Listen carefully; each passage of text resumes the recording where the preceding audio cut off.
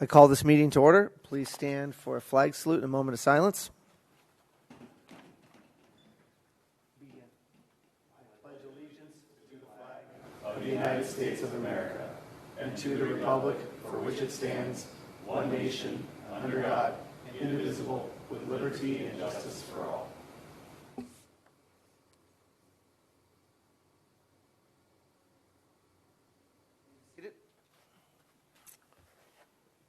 Roll call, please.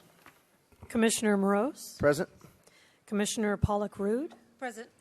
Commissioner Circo. Present. Commissioner Edison. Present. Commissioner Sotile. Present. Welcome to the El Cajon Planning Commission meeting. This meeting is being live streamed on the City of El Cajon website. Appeals of final decisions of the Planning Commission made this evening must be filed in writing with the City Clerk before 5 p.m. Monday, May 1st, 2023, and must include the payment of a filing fee. If you wish to speak on either a non-agenda or agenda item tonight, please fill out a request to speak card located by the agenda and turn it in to the secretary, who will call you up to speak when the agenda item comes up for public comment. We ask that you give us your name, spelling your last name. Speakers are limited to 3 minutes. The display on the podium, as well as other monitors in the chamber, will show time counting down. At 30 seconds, the podium clock readout will turn red, signifying you have 30 seconds until the end of your time. Applicants and individuals representing groups of people may be allowed more time if appropriate. All public hearing comments should be addressed to me as the chair of the commission and not to individual commissioners or staff members. Please turn off all electronic devices if you have not done so already. Pursuant to City Council Resolution number 114-79, a commissioner who has received evidence related to a matter before the Planning Commission, other than an unescorted view of the subject property, is required to disclose such information at the hearing.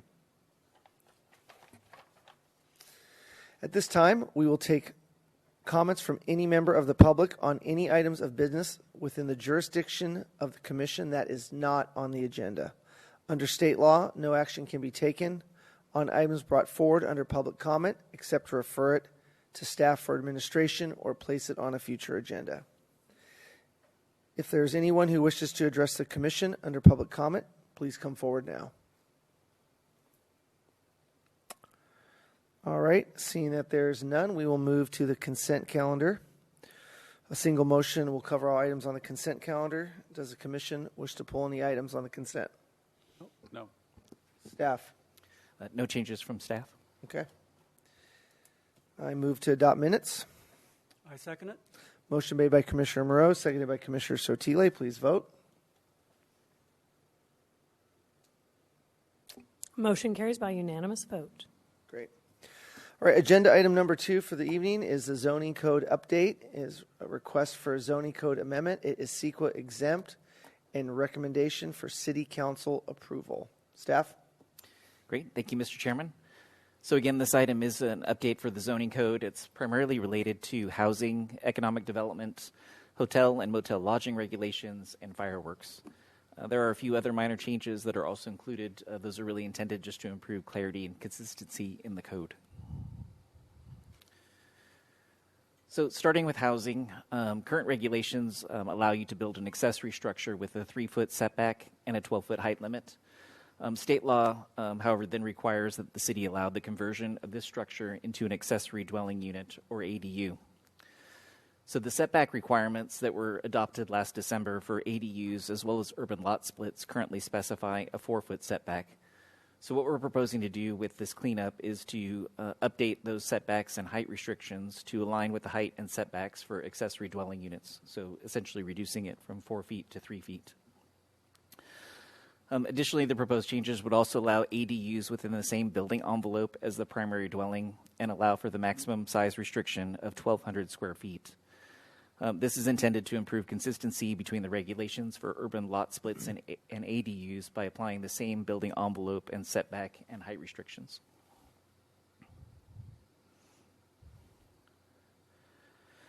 Additionally, for the housing-related updates, we are proposing to increase the height limit in the RM 2500 and RM 6000 zones. That height restriction is currently 20 feet. And what we're seeing is a lot of flat roof structures within those zones, and we're seeing requests to have pitched roofs. So we're proposing to increase that height limit from 20 feet to 25 feet. It's really intended to result in construction efficiencies with the pitched roof, and then also to improve the quality of the built environment in those areas. For economic development, staff is proposing a new land use category for new automobile displays. This category is intended to accommodate new automobile displays at the mall and within the CG and CR zones within enclosed buildings. So as an example, at UTC Mall in La Jolla, Tesla operates an auto display area within the mall in a tenant space there. The intent of this change in the regulation is to allow that type of use at the mall and then also in the CG or CR zone, so in commercial zones. It's really kind of an add-on to what the Planning Commission changed for vehicle sales and delivery in the manufacturing zones back last December. So this will allow that model for Tesla to be able to display and then to deliver from the industrial zone should they choose to locate here. Additionally, the commercial land use table was proposed to be updated to align veterinary hospitals with other medical uses. So currently, for some reason, veterinary hospitals are excluded from the OP zone, but the office professional zone does allow medical offices in those zones. So the idea is just to align those two so that whether medical procedures are happening to animals or to humans, it's all occurring with that same enclosed building. So we want to increase that flexibility moving forward.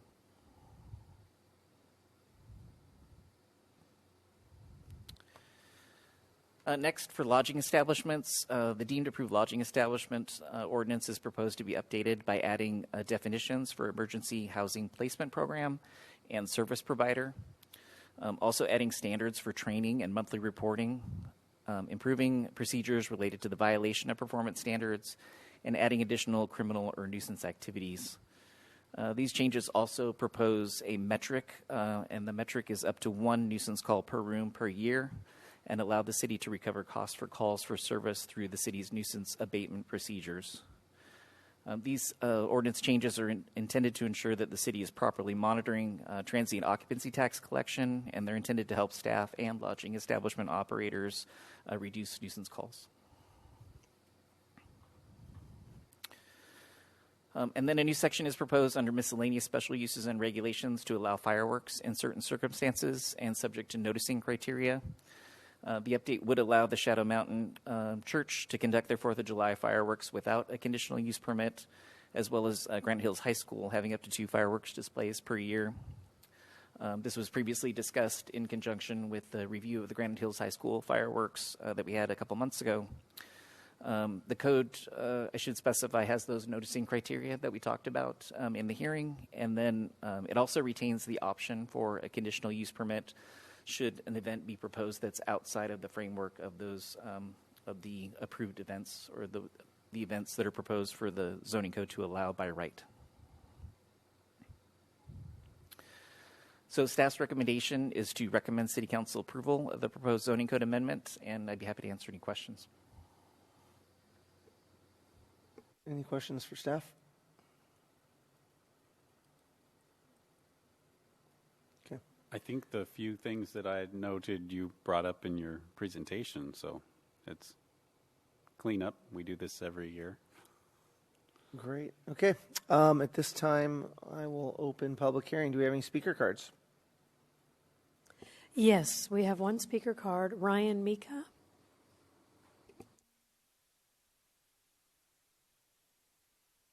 Good evening, Commissioners. How are you?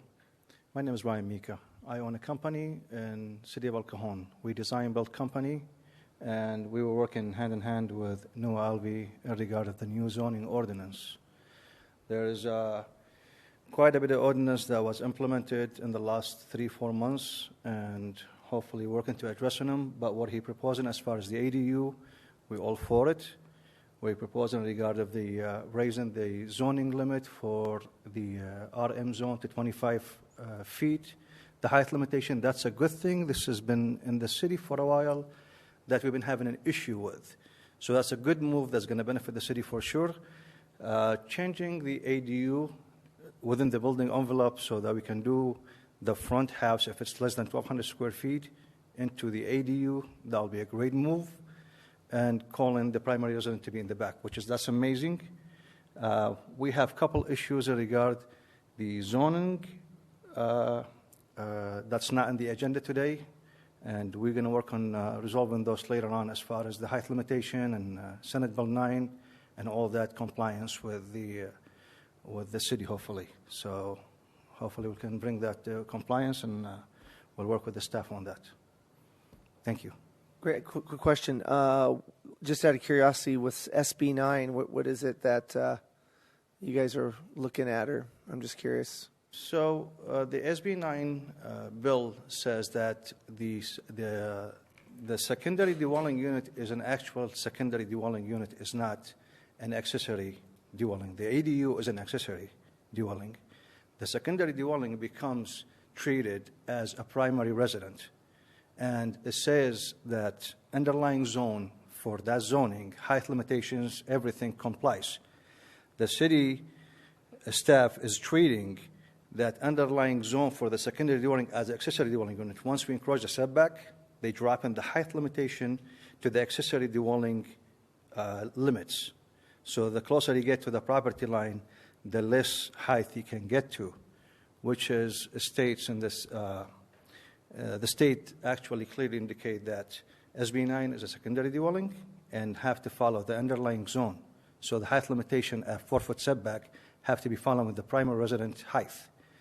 I brought that to the staff, and according to the staff, that was checked with the manager's office, and they said that the staff can actually put the height limitation that's possible.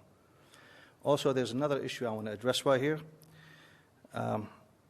I know the staff is working proactively on changing things and preventing them from happening.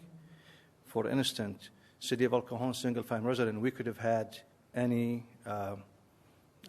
storage. You can apply for a permit, you get a storage, and you're good to go. Now the storage is with conditional use permit because the state says any existing storage, it could be changed to an ADU after it's finalized.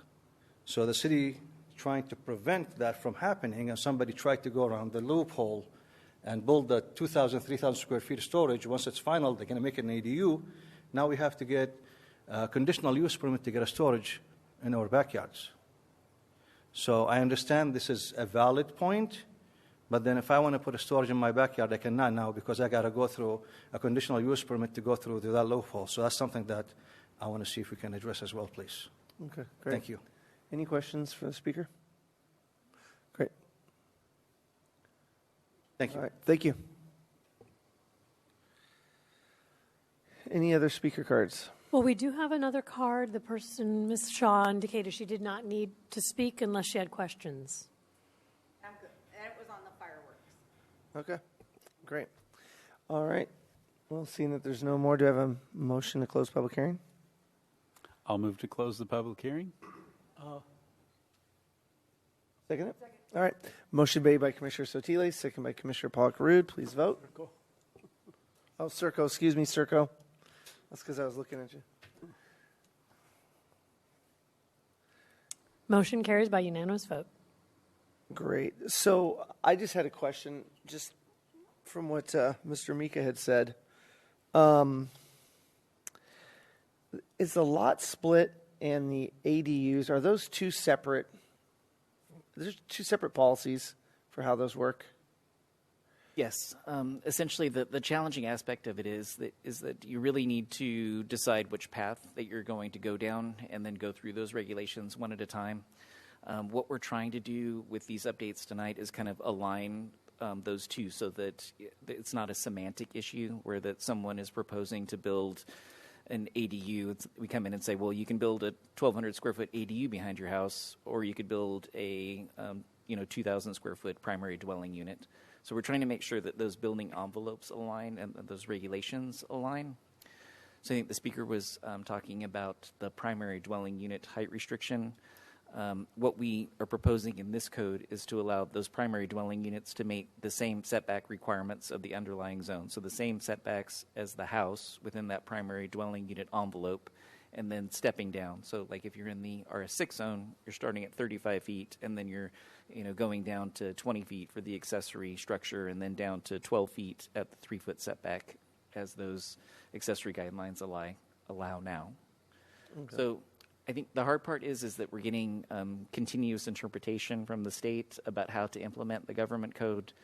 We're also, as we process additional projects, we're encountering new issues. And so what I promised to the speaker is that we will continue to collaborate on those. If we see additional issues that are coming up, we'll bring those forward to the Commission's attention for consideration in conjunction with future zoning code updates. We've also talked about that in conjunction with the design guidelines that he mentioned as well. So we're really looking to collaborate with the community and get the best product possible while still navigating those intricacies of those definitions and terms about those different processes. Okay, great. Thank you. Yes. Regarding that, because I know with SB9, after you do the SB9, you really can't do the ADUs and junior ADUs and all that because it's now in a different category. What sort of regulation are we doing to keep up with that to make sure if they do the lot split, it doesn't get lost in translation somewhere and later they go apply for something else? Not that I don't like housing, but it's just things get very congested. Yeah, the overall ordinance that was approved by the City Council at the end of December of last year brought us into alignment with the urban lot split SB9 ordinance regulations. There was an issue with the primary dwelling unit and the setbacks that we worked with Mr. Mika, the speaker, on. So that's been resolved with the proposed code updates that are in front of you tonight. And so essentially, but they still, you can basically have 4 dwelling units on an existing single-family lot. So you could do the urban lot split, and then you could build 2 primary dwelling units on each of the resulting lots. You could also build 1 primary dwelling unit and 1 ADU. You just can't have more than 4 total units. Correct. You have to meet the lot coverage and size requirements, but there's also the default standards where you have to allow a certain size unit. So there's the state mandated 800 square foot ADU, which is allowed no matter what based on the setback standards. And then for urban lot splits, there's a similar requirement for 2 800 square foot units to be allowed based on the underlying zone. And then there's provisions in the code update about allowing relief through the Community Development Department Director based on those standards. So if they couldn't, for instance, build 2 800 square foot units on a resulting lot, we could then increase the height limit from, let's say, 20 feet for the detached accessory building up to 35 feet within that rear yard setback. You mentioned 35 feet. Is that SB9?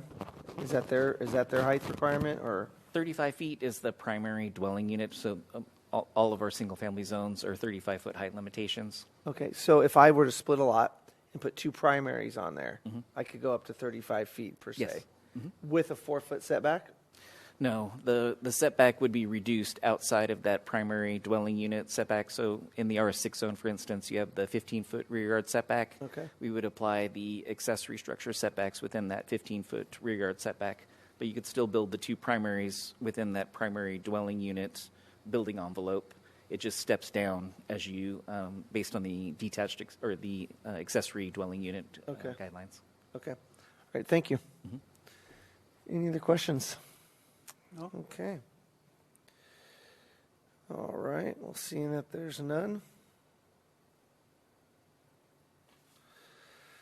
do we have a motion? I'll make a motion. Okay. I move to adopt the next resolution in order recommending City Council approval of proposed zoning code amendment number ZCA 2023-0001. I'll second that. All right, motion made by Commissioner Sotile, seconded by Commissioner Circo. Please vote. Okay, and the updates are adopted. Great. And thank you for working with staff on that and continuing to do so. I mean, because you're actually out there having to work and build, so you're the one that knows if these things are working or not. Thank you. Okay. All right, moving on to agenda item number 3, project name 550 Montrose Court. It is the Motel 6. And the request is to consider revocation of the deemed approved status for a lodging establishment. It is CEQA exempt, and staff recommends revoking deemed approved status. Staff? Great. Thank you, Mr. Chairman. So again, this is a request to consider revocation of the deemed approved status for 550 Montrose Court. That's a lodging establishment, and it's currently branded as a Motel 6. So here you can see the boundary for the site shown in yellow. The overall Motel 6 property is 3 acres in size. The motel does include 174 rooms. The buildings are centrally located on the site, and then they are surrounded by parking. The site is accessed from the northerly end of Montrose Court, generally located on the north side of West Madison Avenue between Compton Street and North Magnolia Avenue. The property is a little unique in that it has OP, office professional zoning. Typically, lodging establishments aren't allowed in the OP zone, but in this case, there's a specific plan which regulates the development of the motel and the former adjacent restaurant and allows both of those uses with a conditional use permit. So conditional use permit number 1123 was approved back in 1985, and that did authorize the development of the motel and the former restaurant to the east. Recently, the restaurant to the east did close. A children's daycare facility has been proposed and approved to be located within that building. They have started minor improvements, such as new fencing, and their building permit was just recently issued, so they should be starting construction fairly soon. The other adjacent uses include apartments to the west, offices to the south, and then Interstate 8 to the north. So just a little bit of history on the deemed approved lodging establishment ordinance. It was previously approved by the City Council on June 25th of 2019. It confers deemed approved status on all existing lodging establishments. So what that requires is compliance with performance standards, and then the ordinance does create a mechanism by which the Planning Commission can modify or revoke the deemed approved status for problem properties. The purpose of the ordinance really is to just provide a common set of expectations and standards that all lodging establishments would abide by, and really just want to make sure that guests are provided with a clean and safe lodging establishment, and really to minimize nuisance or criminal activity that's commonly associated with temporary lodging. So I wanted to go over the performance standards here. They're shown on this slide. They include registration and management requirements, security measures, property standards, limited nuisance activities, and then transient occupancy tax collection.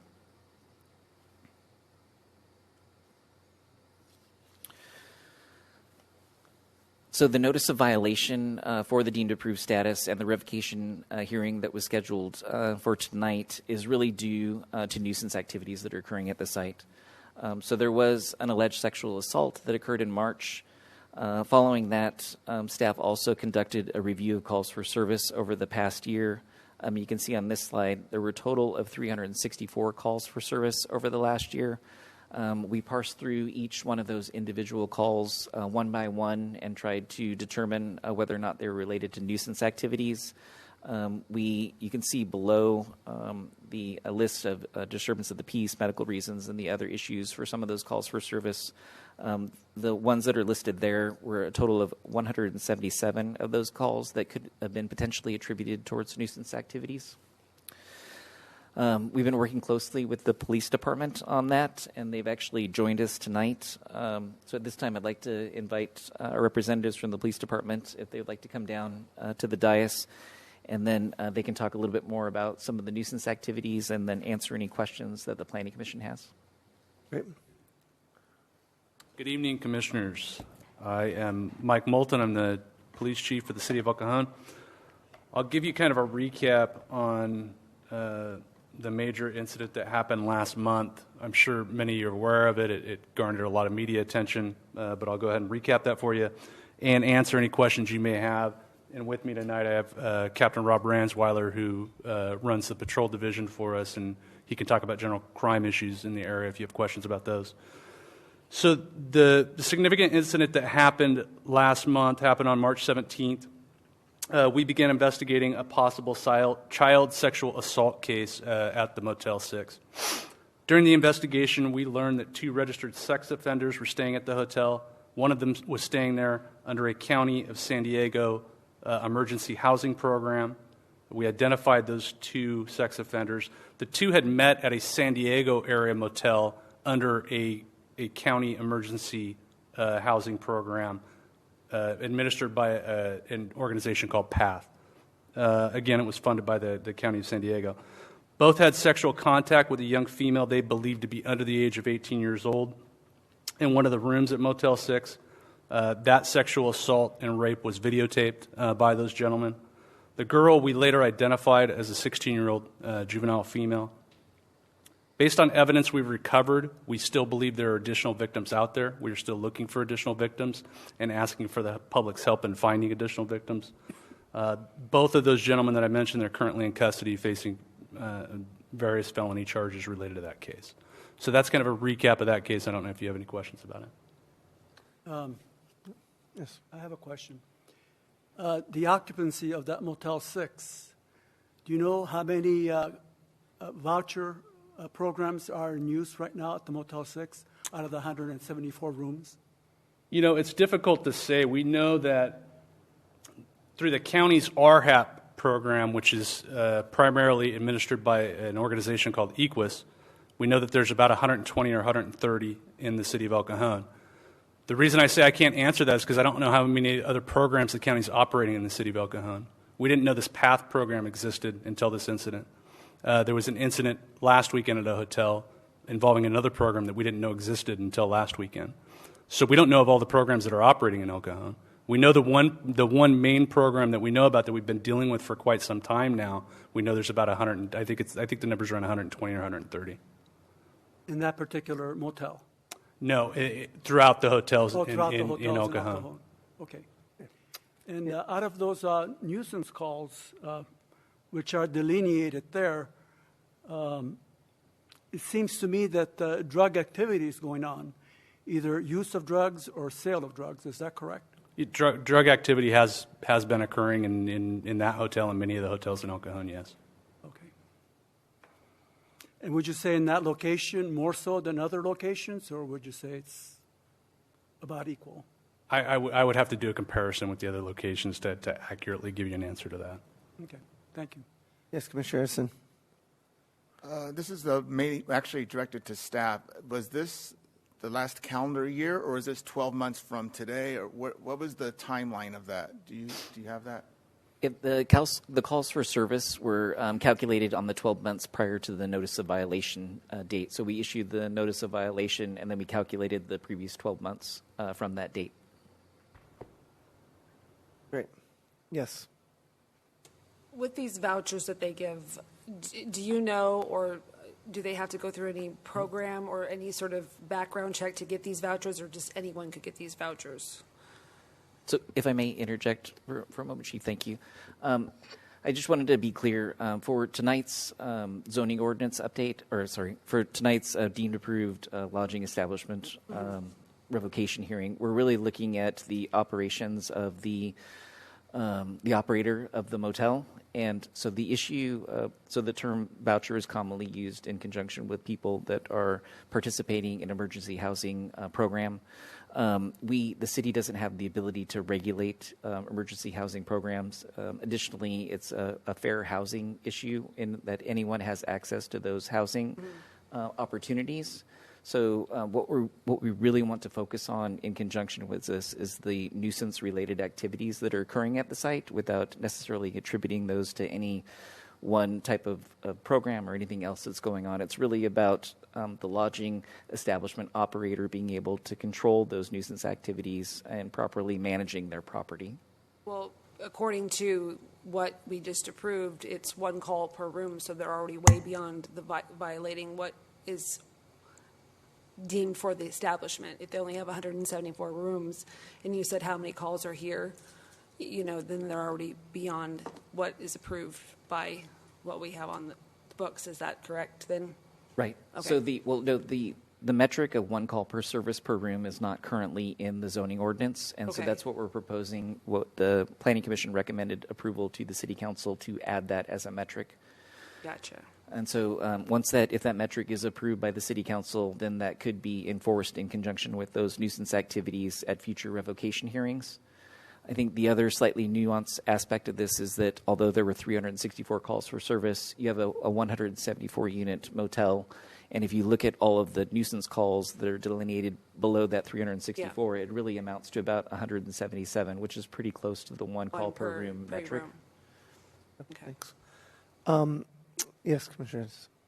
So, and it's, I'll direct it to you, but I'm sure, maybe the property owner, I'm not sure if they're there today. Have the property owner or the management work with the police department? This amount of calls is it's alarming. It's eye-raising. Have they worked with the department at all in regards to what we're seeing? I can tell you that historically, we've worked with every hotel to reduce calls for service on their properties, including Motel 6 over the course of the nearly 30 years that I've worked for the city. As far as recent efforts, I would have to check with my staff to tell you about that, but we're willing to work with anyone to help them make areas safer. And if I may, Mr. Chairman, to add on, in conjunction with the notice of violation, the staff report indicated that we hadn't had a response in conjunction with the notice. Following the publication of the report, yesterday we did receive an email from an attorney representing the property owner. I did have a subsequent phone conversation with that gentleman today, and he is in the audience and has submitted a speaker slip and is ready to address the Planning Commission once the public hearing's open. All right, great. I do have one more question. Yep, go ahead. I believe there were 2 deaths last year at the motel. Do you know what the cause of those deaths were? The 2 deaths were as going through the individual calls for service. Staff did not denote the actual cause for those deaths, but we did know that they occurred at the property. Okay, thank you. Great. Yes. I saw in the report there was trash in the back. Were there any other violations for citations of things that happened at this hotel other than this particular incident? The only other issue that was noted in the staff report is the construction of the fence. So there's the easterly driveway between the former restaurant and the motel. That fence was constructed across a fire lane without approval from Heartland Fire and Rescue. So we're asking them to remove that fence immediately and then to seek approvals for a fence that has proper fire department access and ADA access as well. Any other questions for Chief Moulton? Great. Well, thanks for your information, and we appreciate your service. Thank you. Still Okay. available. All right. So, Mr. Chairman, if I may, just to follow up on those calls, I did want to note the the property standards here. You can see the trash and debris that's on the motel property, but also on the adjacent former restaurant property. What I would note was when I was at the site, the trash and debris were there for multiple days. When I was there, it appeared that the trash and debris was being sorted to some extent, and then there's a U-Haul truck there on the left side of the screen. It looked like it was being sorted and somewhat loaded into there. As of today, the trash had been cleaned up, so I wanted to note that for the record. And then additionally, this is the picture of the fencing that was erected across the fire lane between the Motel 6 property on the left and then the former restaurant on the right. In conjunction with the staff presentation, I also wanted to talk a little bit about the considerations for revocation. So when looking at a revocation, the Planning Commission is asked to look at the time the motel has been out of compliance with the operational standards. They're also intended to look at the impact of the violations on the community and then information regarding the efforts to remedy the violations. So as I noted a minute ago, at the time of the report preparation, we hadn't heard anything from the operator, but they have contacted us now, and they are here in the audience to speak about their willingness to work with the city to resolve those violations. So the staff recommendation is still to revoke the lodging establishment's deemed approved status. And then staff would recommend that the Planning Commission request that the operator, property owner, and employees complete certain activities within the next 30 days. And then the Planning Commission directs staff to schedule a public hearing to consider an amendment or revocation of conditional use permit number 1123 within the next 90 days. I do want to note in conjunction with the revocation action that the motel can continue to operate because they do have that conditional use permit in place. So they could continue to operate, and then if the Planning Commission initiates an amendment to or potential revocation of that conditional use permit, that if it were to be revoked in the future, that would be when the motel would need to cease operations. So I wanted to just quickly go over the recommended actions within the next 30 days. Staff would recommend that the Planning Commission give direction to the operator to prepare an operations and management plan to address these nuisance activities. Remove the unauthorized gate that's blocking the fire lane between the motel and the former restaurant. Implement a 24-hour per day security. Continue to remove the trash and debris and maintain the property free from trash and debris at all times. And then, similarly to the code amendments that were proposed under item 2, we'd be asking the motel owner, operator, and employees to complete the following requirements. Sign an affidavit acknowledging the requirements and standards of the deemed approved lodging ordinance. Complete human trafficking training offered by CSA San Diego or a similar human trafficking training provider. And then provide a monthly report to the Community Development Department listing the number of individuals that are participating in the emergency housing placement programs. That's again, so we want to be able to collect that data so that we can provide better services and be aware of any activities that are occurring at the site. So just back in summary, we're again recommending revocation of the deemed approved status, ask that the Planning Commission direct the operator to do these recommended actions within 30 days, and then schedule an amendment to or consideration of revocation of their conditional use permit at a future hearing. So that concludes staff's presentation. Happy to answer any questions. Yeah, when were they served with the notice The of notice, violation? Sure. Just give me 1 second.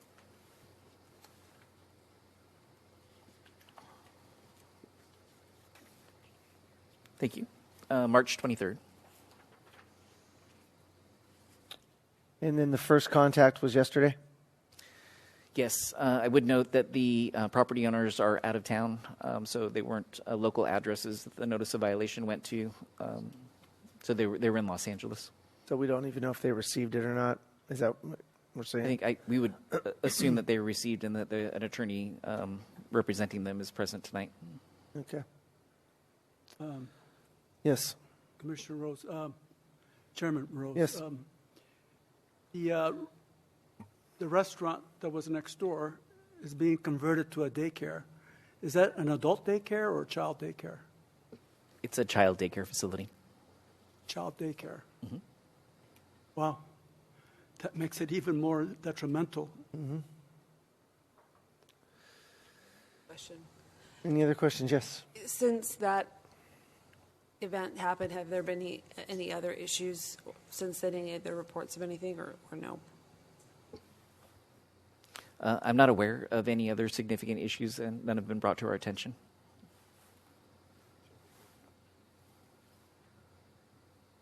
All right. Well, one more question. yeah.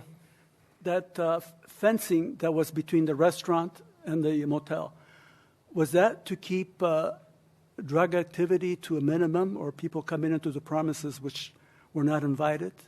Or do you know what the purpose of that gate was?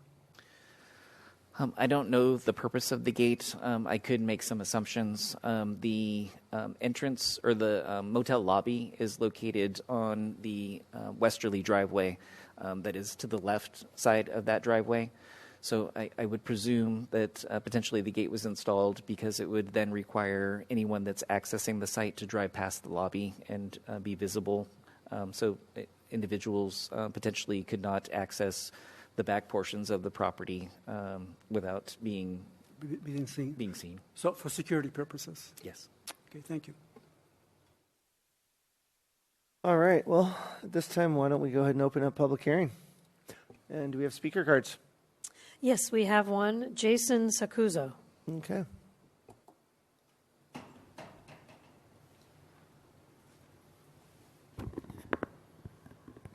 Good evening. Jason Sacuzo. I represent the ownership of the hotel. Can you spell your last name for us real quick? Of course. Saccuzzo. Great, thank you.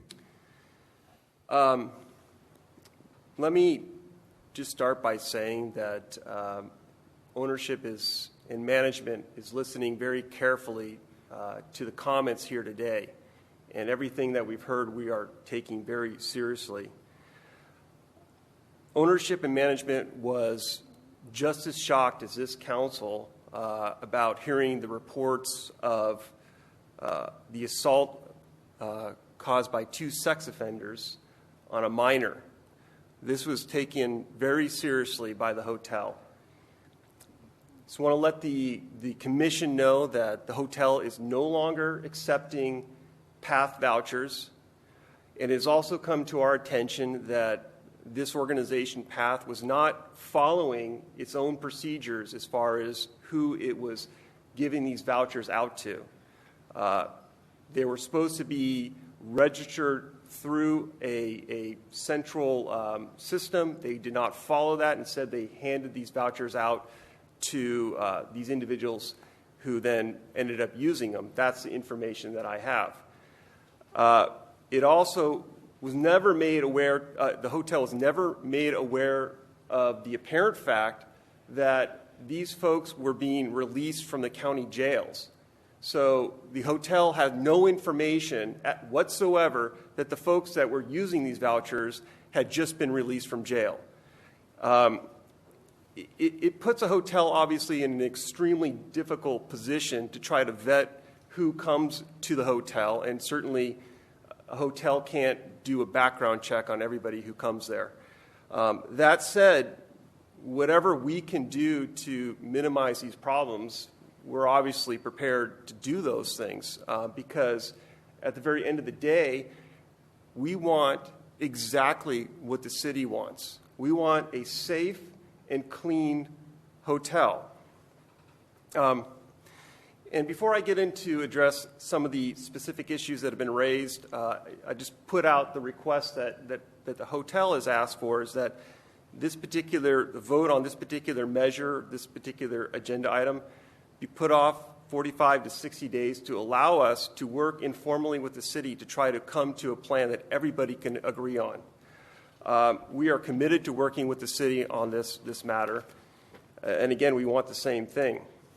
As far as reducing the number of nuisance calls, we agree. We want to do everything we can to reduce those calls. My understanding is that there would be a collaborative process to try to work out this management program where we essentially establish guidelines when the police would be involved. And I think everybody here can agree that you don't want to discourage businesses or hotels from not calling the police. We just don't want to make the police private security for any particular business. And we agree with that. The gate issue presents an interesting issue. The gate is there for security. It is there to make sure we know who's coming and going. And I can just tell you from my own personal observations, without that gate, that property is extremely difficult to manage.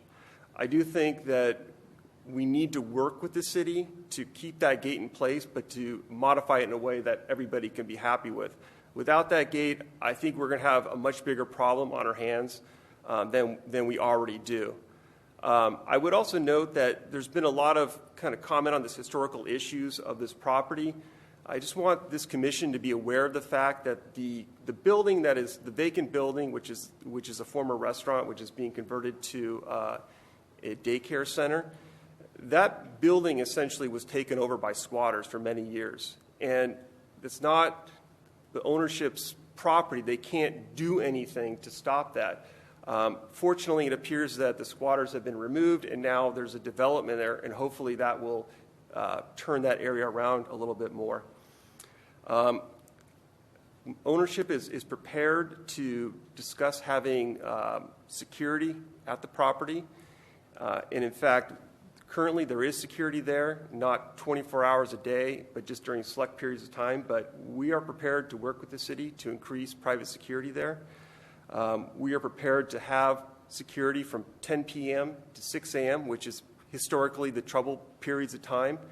But our ears are open to listen to the city, to try to work with the city, to try to reduce the issues out there. The issue with the trash and debris, actually that trash and debris was actually on the adjacent property. It's a little bit hard to follow, but the line goes right down the middle of that lot there. So if you look at the fence and look at the parking lot, all that property is actually the property of the former restaurant. Notwithstanding the foregoing, when it was brought to our attention, management went out and ensured that that was cleaned up, and as noted today, it has been cleaned up. I also have in the audience, I have Mr. Roles. He's the management. He's gone through extensive training as far as managing hotels. He's gone through training as far as avoiding issues with sex trade and those type of things.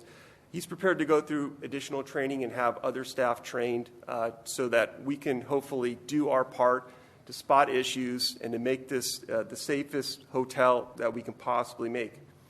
And again, I just want to emphasize that we want the same things that the city wants, exactly the same things. It's unfortunate what has occurred. There are lots of things that are completely outside of our control. Obviously, there's an issue with homelessness, and that is an issue that pre-exists this motel. But again, we're willing to do what we can to do our part to help that situation. So again, I would just ask that we can continue a vote on this matter to perhaps allow us to work with city staff to come to an arrangement and an agreement that we can all be happy with and to resolve these issues. I'm happy to answer whatever questions I possibly can, if there are any. Yes. First of all, thank you for coming. I think we all can agree the purpose of a business is to generate revenue, first of all. But in that generation of revenue, a business is put in place to also put a positive impact on the community. When I see, it's not up there anymore, when I see over 364 service calls, it's not just that number of service calls. That's man hours for the police department that could be doing other things. It's alarming to me to see that. When I read it, I actually had to read it twice because even if you take out the medical, that's still well over 200 plus calls. It's difficult, at least for me, having been a business owner in the past, it's difficult for me for it to get to this point that now the trash is being picked up because it was brought to, here. Now you're saying some of it's not on the property, and it very well could be, but when it affects a hotel or motel, when you see that amount of debris, that has an effect on the community, and it has an effect on the business as well. I'm having a hard time reconciling how it became so dilapidated at that point. Even though some of it, like you say, and I can see that some of it's not on your property, it's not, but at the same time, as a business owner, if that place is vacant, I would personally contact whoever is running that property, or if I have to pick up myself for the need of, for my particular business. Those are some of the concerns, notwithstanding I wouldn't call it an unfortunate incident what happened, I would call it an egregious incident that happened. I have a lot of concerns, it's particularly the amount of service calls and the type of service calls. Any questions? Yes. Just a question. You said there wasn't security prior, but now you do have security. How long have you had that security? I believe it's in place for... Very recently, since the... Okay. Has it ever been considered before to kind of alleviate some of these issues from happening? Okay. You just had a gap in between. Okay, perfect. We just had a gap in between. With transition, we had 24-hour before. We had a small gap in between, and then we've gotten back. Mr. Chairman, can we ask the speaker to come down to the dais why don't so you that come we down can have the... And give us your name, recording. spelling your last name. Mark Rolfes. Okay. How do you spell your last name? Rolfes. Okay. So then prior you did have 24-hour security, and there was a 24 gap And now it's, so, but And, now, and with 24-hour security, similar calls. okay. Because I know he mentioned 12 to 6, so I just didn't know if it was 10 to 6, yeah. 10 to 6. Okay, perfect. Okay. Okay, great. Yes. So before you go, what was the catalyst to bring in the security? We've always had security, but this incident made us ramp it up and even go more. We just had, like I said, we had a gap in between. One company left. We were looking for a new company, and in that gap, we had this incident take place. So that again, then the question to me comes, aside from this incident, the 300 plus service calls didn't call for. So when we have problems with, like, homeless folks will get onto the property, and we try to deal with it, or security tries to deal with it, and a lot of times they threaten us with violence. I've been maced in the face. I've been held at knife point. I've been punched in the face. I've been hit in the back of the head 8 times. I need assistance in that. I shouldn't have to, I've actually been in the courthouse here for assaults I've endured trying to protect the property and protect the community. My brother died in this community as one of those folks. I take it very seriously. It means something to me. And I've been doing this for a long time. And most officers will tell you, from when I came here 3 years ago to what it is right now, it is 1,000 times better, 1,000,000 times better. I've built fences. I've done a lot of things to try and make this community better and make the area better. I work 14 to 18 hours a day to try and battle that. I'm out there myself as a former Marine, grinding, trying to keep this community safe. Question for you. Some of those calls for service, would they be related to the squatters next door? Yes. Okay. All right. And, Yep. Mr. Ross, Yes, sir. those 2 deaths, were they drug overdoses? Natural causes. Natural causes? Okay, thank you. Any other questions? I do have some questions for Mr. Sakuzo. Yes. So currently, the way that we've got this set up is the plan, the operations plan, everything that we've laid out there, security. We've given you a window of 30 days to comply. From what I'm understanding, you're asking for maybe more time to comply. That's correct, Your Honor. I mean, Typical I'm too attorney. used to being in court. Yeah. That's correct, Mr. Chairman. Yeah. Okay. With that being said, I think, we can maybe work on something with that, but I don't think we're going to,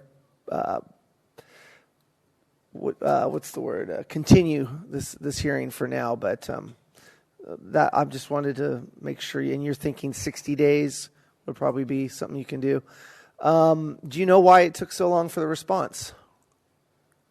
I believe that we were trying to kind of wrap our arms around this whole situation and figure out what's going on, with this PATH organization. And obviously there are some legal issues with these vouchers and fair housing that had to be evaluated before we could really take any action.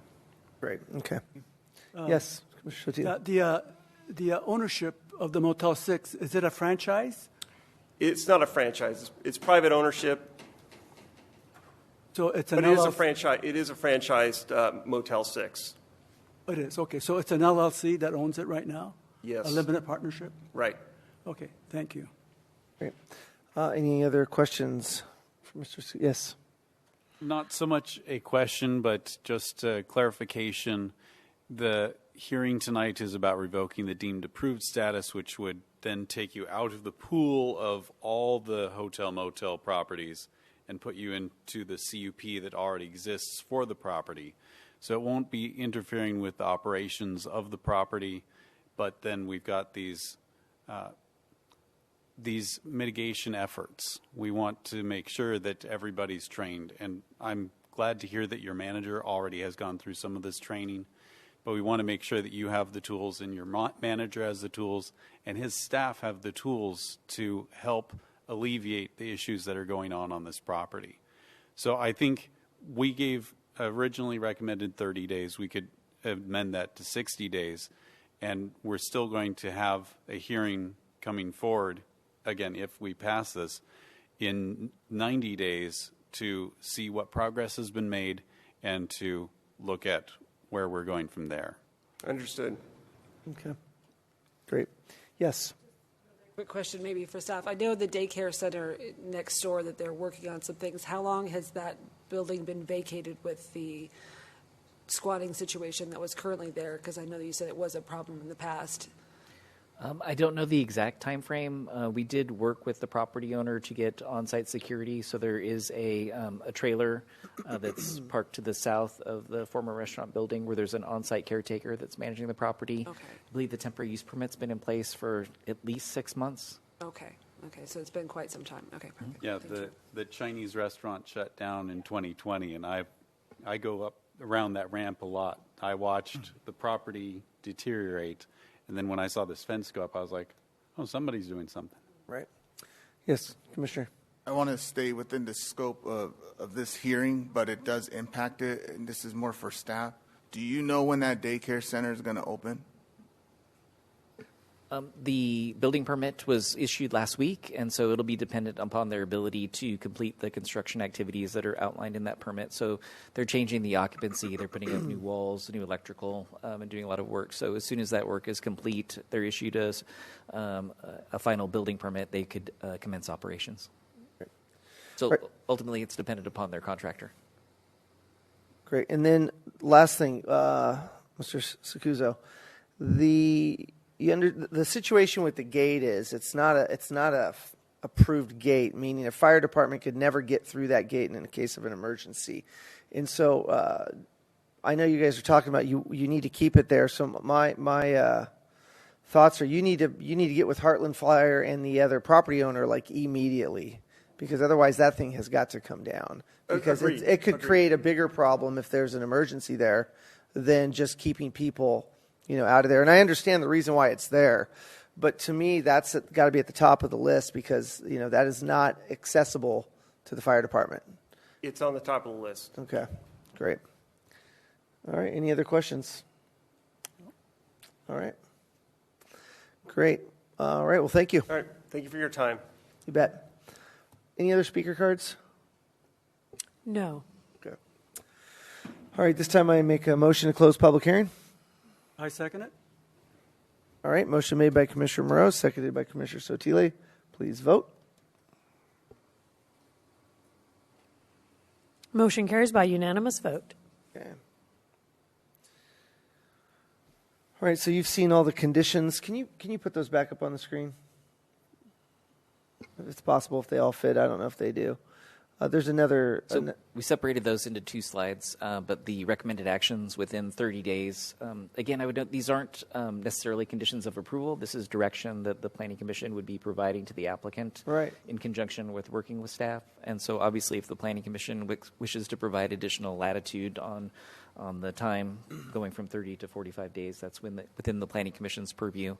And there can also be some flexibility on working with staff to get a permanent gate that's approved by Heartland Fire and Rescue. And then, but we do want to see, some immediate actions, including the continuation of the security service. The Planning Commission can deliberate as to whether that should be 24 hours or of a more limited duration as proposed by the speaker. And then the other items were just the actions to be taken by the employees as well as the operators, acknowledging the standards that are in the deemed approved lodging ordinance, and then completing the training, and then providing information to staff on a monthly basis related to individuals that are participating in emergency programs. Great. Okay. Yeah. Yes. I think giving extra time is a good idea, but 60 days might be a little too much time.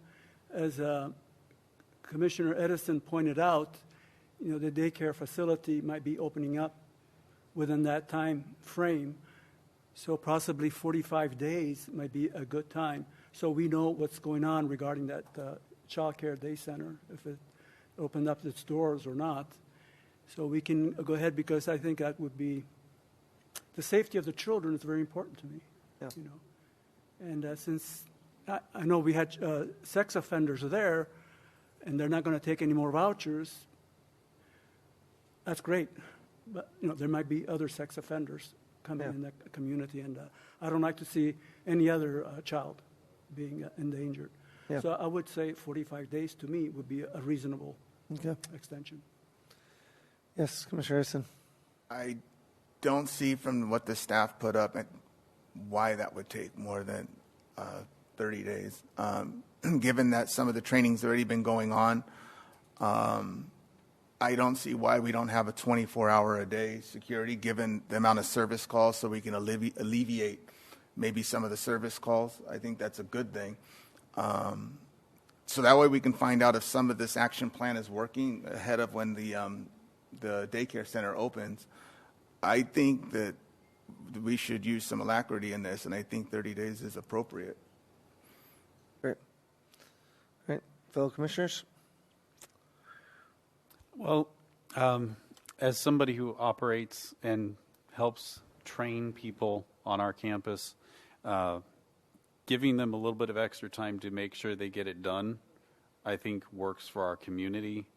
And the daycare center, unless they've got great contractors, are not opening in the next 45 days.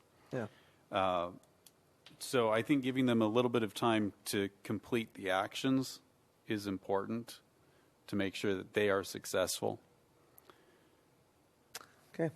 I would say that we talked about the unauthorized gate, and that's something that, as a former security guard, I would not want to get rid of the gate, but rather switch it out. So that would be something I would direct the property owners to work with Heartland Fire and use the immediately term there. But you definitely immediately get to work on putting in a fire-approved gate, because without access to that end, they can control the other end. As a private patrol officer, I was just across the freeway, and we didn't have gates on the back side of the property. My first job every morning was to walk the edge of the building and kick everybody out before the occupants of the building arrived. Right. And so I wholeheartedly support having a gate there, and it needs to be swapped out, not removed, and then find out what goes in instead. Yeah, no, I agree. Mr. Chairman, if I may just clarify one thing on the gate. The one nuance I think it was alluded to in the testimony is that the property line between the Motel 6 and the daycare facility essentially goes down the middle of that driveway. Right. The property owner for the daycare facility has indicated that he would prefer not to see the gate in its current location in the future when the daycare opens, because that's parking that's immediately adjacent to his primary entrance to the facility. So I think the issue is that we want to see the gate removed so that there's fire access via the fire lane, and then we want the property owner to work with the adjacent property owner to come up with an improved approvable final solution and location that's amenable to both parties. Okay. So that splits that property line. That gate's actually on both sides of the property. Yes, and so that's why I just wanted it to be clear that this may not be an immediate answer of we can approve that tomorrow, especially if there's controversy between the two property owners. Okay. Okay. Yes. Mr. Chairman, if I might. The trail what Mr. Alvey has just indicated, I think because of the number of calls for service that have been generated at this property, and of course the unfortunate event that just recently occurred, I think it's from staff's perspective that the security service issue needs to be addressed in the near term and not a longer term. So when the Planning Commission deliberates on what actions can have longer time, I would suggest that security service is not one of those, and that they work in concert with our police department. 10 p.m. to 6 a.m. may be agreeable as long as there is at least 2 staff persons during that time or more for that size of property. At least that's staff's perspective. And I think in the other issues, if the Planning Commission wishes to allow more time, we are in agreement with the Planning Commission or support the Planning Commission's decision. And as Mr. Alvey indicated, and as we've just heard from the Planning Commission, we'll be bringing back their conditional use permit for the Planning Commission's review, implementation of additional conditions or potential revocation less than 90 days from tonight. Okay, great. Thank you. The 10 p.m., 6 a.m., I think we need to go more like 6 p.m., 6 a.m. I mean, things happen between 8 and 10 p.m. too. I just think that when the sun goes down, things get weird. So I would be a little bit, I think 10 p.m. starting security, I would be more, if we're not going to do 24-hour, 6 p.m. to 6 a.m. minimum. I believe the manager indicated that they have 24-hour service now. And when you talk about 6 p.m. to 6 a.m., the distinction between that and 10 to 6 is one shift. So if you have a shift and a half, that gets really dicey with employing some guards there. So is it 24 hours or not? It was 24 hours. It is now 10 to 6, but I can get a 12-hour guard in no time flat. Given the scope, just trying to stay within the scope of what we're here for today, given what's occurred, I just don't see how you could afford not to do a 24-hour. It's a small request that could assist tremendously. I mean, we've already heard from the owner what he's gone through, and that's unfortunate. I agree. I do agree with that. Okay. And also, you have to realize that most of the homeless people, they operate at night during the days when they sleep because it's too dangerous to sleep at night. So most of the activity is when it gets dark. Right. Okay. All right. All right. So then, what I'm seeing here then is we all agree that we just want to keep it 24 hours security. Does that make the most sense? They used to have it. Things are going on. Assaults are still taking place. To protect the staff, even, you know. I would point out that in the past year, they have had 24-hour service, and all of these still took place. Yeah. But I don't see any reason why they can't work out the details of the staffing for security with our staff. Right. Okay. All right. And staff would like to see that done within 30 days, as well as the gate. I think everything else I would be okay with 45 days. But those two items for sure need to be addressed immediately. All right. So. And then just to reiterate, Mr. Chairman, the staff recommendation is to revoke the deemed approved status. From staff's perspective, we think that the conditional use permit amendment at a minimum is warranted because we need more robust conditions of approval related to security and fencing and other things. So just wanted to once again emphasize the staff recommendation. Great. And then can we, these recommendations, we can amend these recommendations when we make our motion, correct? Or are these just recommendations, or this is even on the table? The only thing on the table is the revocation? So the recommended action is to revoke the deemed approved status for the lodging establishment, right, which just takes away those base regulations that apply to them. And so that direction basically is alerting the applicant to the fact that the conditional use permit will be amended and that we're going to be looking at adding additional conditions of approval related to their operation. The actions that we're asking that the applicant take within the next 30 days is really to put us in a place of success so that we can be prepared with appropriate conditions of approval for that revocation hearing, and then to make sure that the applicant is serious with regards to what they've stated in the hearing tonight about their dedication to resolving this issue and making sure that all of the issues are resolved. All right. So then it'd be safe to say that for the record, the commission agrees with moving forward immediately with, no more than 30 days on the security and the fence issue and 45 days on everything else. Yeah, and I would say that these aren't conditions of approval. It's essentially the Planning Commission providing direction to the applicant, and we will report back on those. So there may be some nuance that gets discovered in conjunction with the preparation of the operations and management plan that maybe warrants not doing 24-hour security, but maybe doing 16-hour security. So I think if the commission wants to provide the general direction to implement these recommended actions, allow staff to work with the applicant to make sure that it's the right fit, then we can report on those in conjunction with the future conditional use permit hearing. Yeah, and I believe the hotel owners and lawyer and manager all want what we want. They want their property to be safe, welcoming, and clean. Yep. No, and I think they understand where we're at. And then, sorry, just to add, the police department is willing to work with the applicant to make sure that they're making the appropriate determination about the level of security that's warranted for the site. So if you wanted to include that in conjunction with a motion, we could take that and implement that. Okay. Perfect. Okay. Yep. All right. I agree with everything that's been said, but I'd like to see, I do share the concerns that Shannon has, Commissioner Shannon, but I think 45 days we're giving time for the property owners to work with the city, and I think that would be good. And then ditto everything else that we have discussed here this evening. Okay. All right. Well, anyone care to give the motion a stab?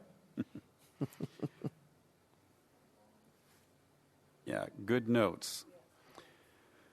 I will make a motion.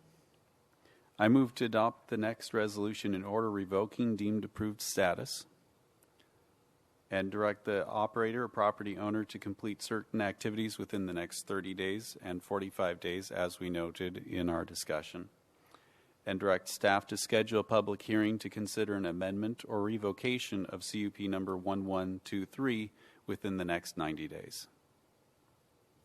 I second it. All right. Motion made by Commissioner Circo, seconded by Commissioner Sotile. Please vote. Motion carries by unanimous vote. Great. Okay.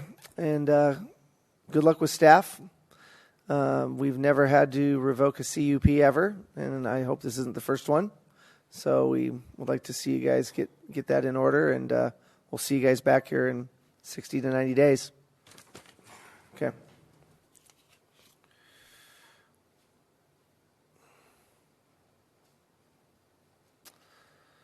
All right. At this time, is there other items for consideration, staff?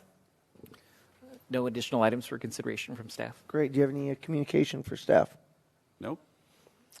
All right. Well, seeing that there's none, then I make a motion to adjourn. I second that motion. All right. Motion made by Commissioner Moreau, seconded by Commissioner Circo. Please vote. Motion carries by unanimous vote. All right. This meeting is adjourned till May 2nd, 2023 at 7 p.m.